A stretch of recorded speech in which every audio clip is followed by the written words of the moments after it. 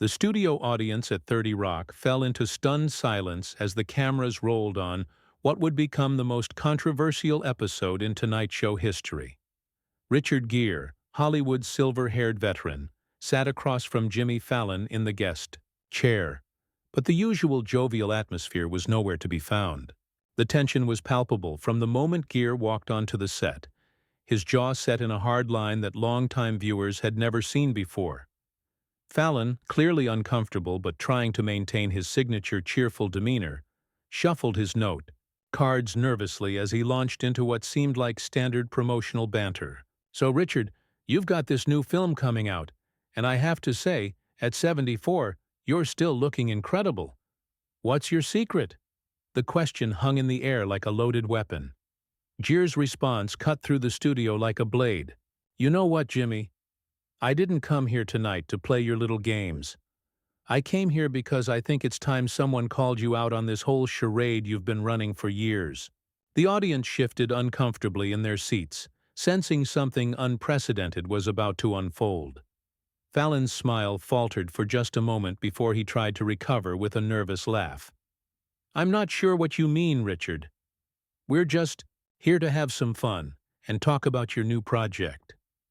But Gere wasn't having any of it. He leaned forward in his chair, his piercing blue eyes locked on Fallon with an intensity that made the host visibly squirm. "Fun? You call this fun?" Gere's voice rose slightly, carrying decades of frustration. "Do you have any idea what it's like to sit in these chairs night after night, watching you reduce accomplished artists to dancing monkeys for your audience's entertainment? You've turned this show into a circus, and we're all just performing seals jumping through your hoops." The production crew behind the cameras began exchanging worried glances. This wasn't in the script. This wasn't the light-hearted celebrity chat they had prepared for. Stage managers were frantically signaling to each other, unsure whether to cut to commercial or let the confrontation play out live. Fallon, now visibly sweating under the studio lights, attempted damage control. "Richard, I think there might be some misunderstanding here. We just want to celebrate your work and—" But Gere cut him off with a dismissive wave of his hand. "Celebrate my work? When was the last time you asked a substantive question about anyone's craft?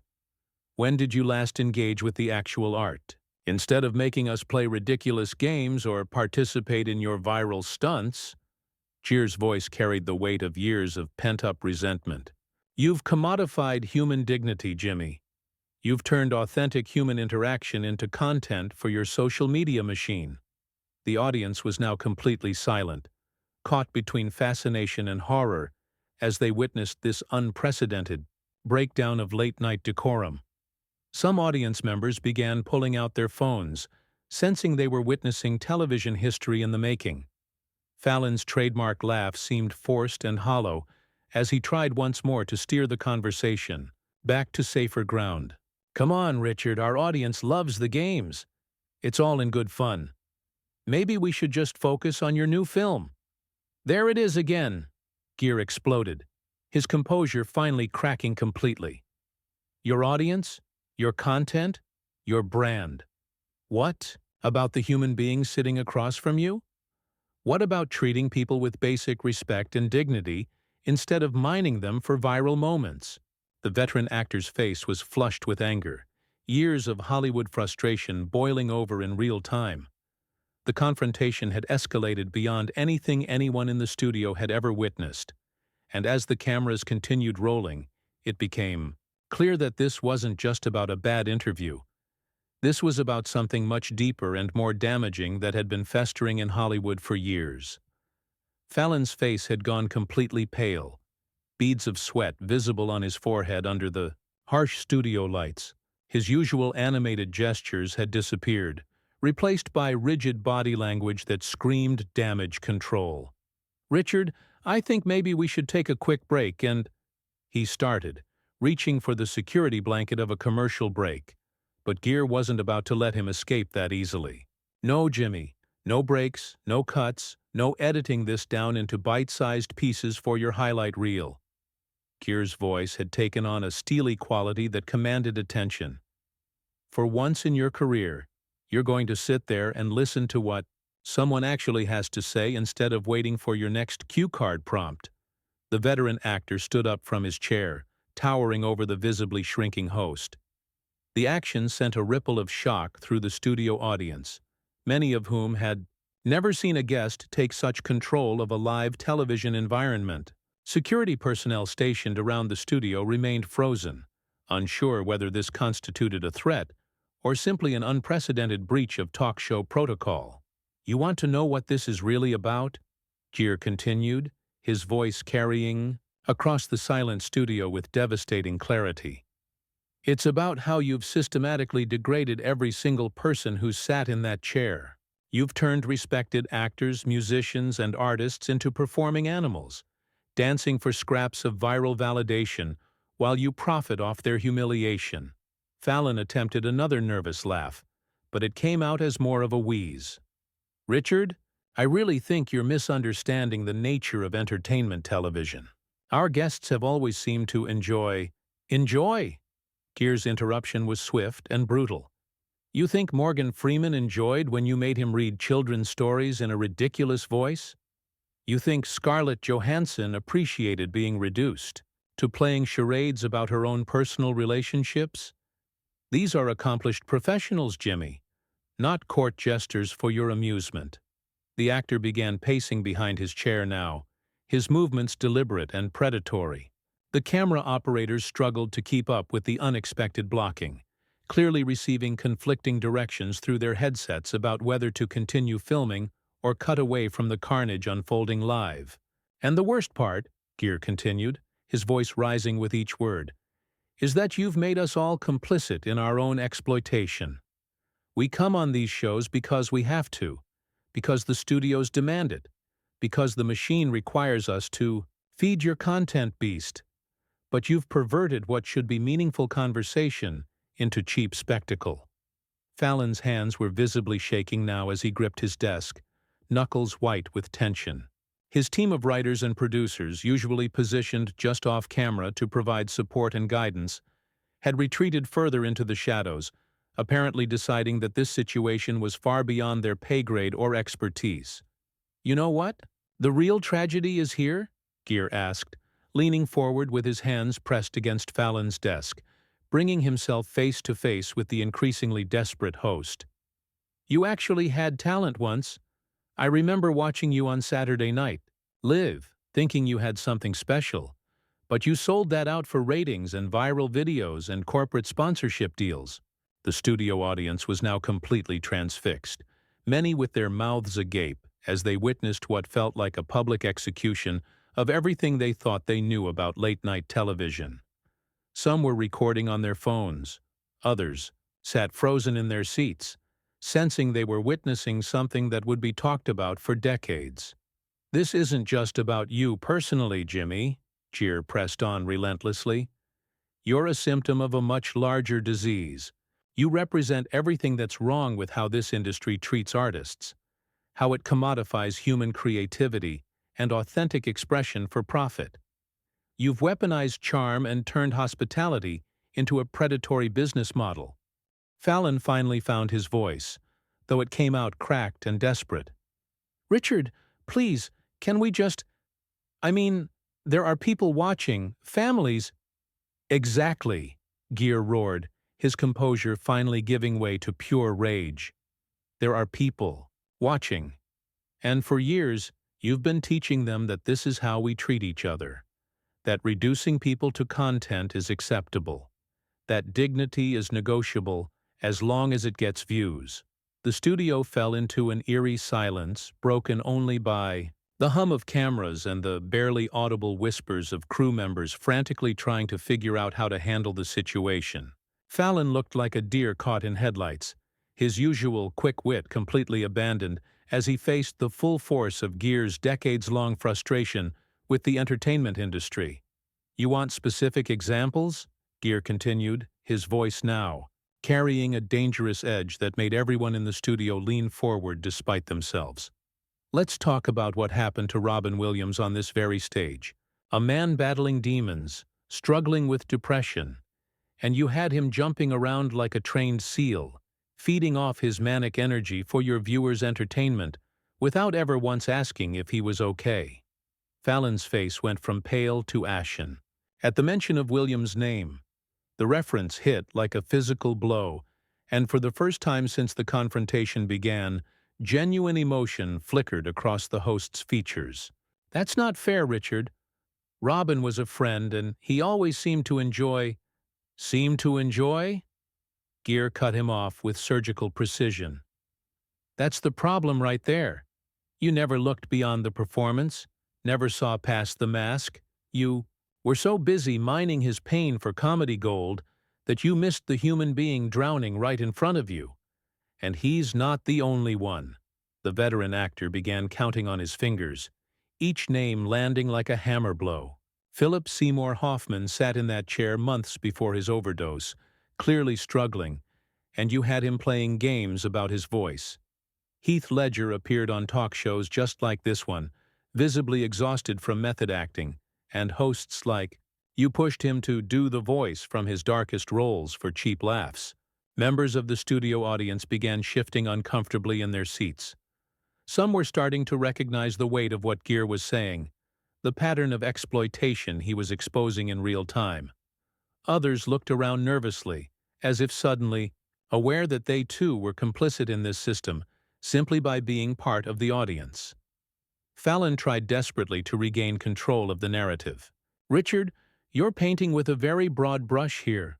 We've had thousands of guests over the years, and the vast majority have had positive experiences."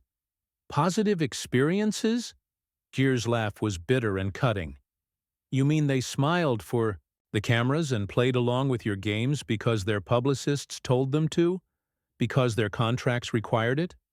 Because speaking out would mean career suicide in an industry that values compliance over authenticity?"